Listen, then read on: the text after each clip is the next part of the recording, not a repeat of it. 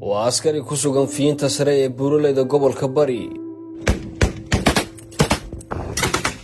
habeenkii qabowgu wuxuu gaaraa heer uu qofku u adkaysan kari waayo, maalintiina kuleyl daran oo qoraxdu si toosa u gubayso korkiisa.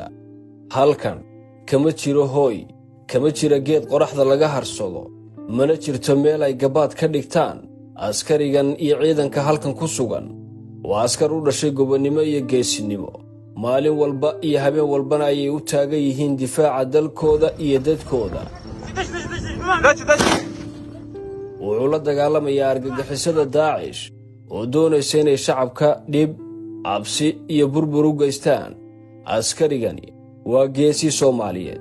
wuxuu diyaar u yahay inuu naftiisa u huro si uu u badbaadiyo shacabkiisa, si aysan ugu dhicin dhibaatada iyo gumaadka cadowgu maleegayo.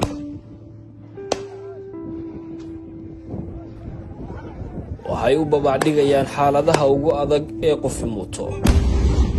mana jirto waxay ku tiirsan yihiin oo aan ka ahayn geesinimadooda iyo riyadooda ah inay nabadda iyo xasiloonnida dhulkooda adkeeyaan.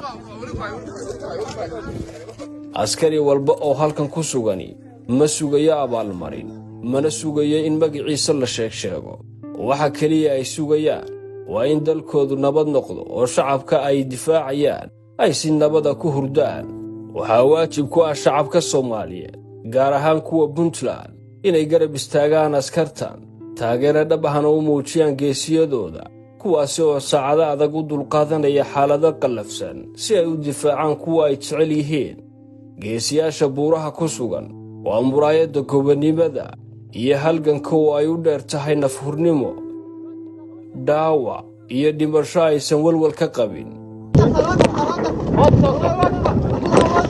الله أكبر الله أكبر الله أكبر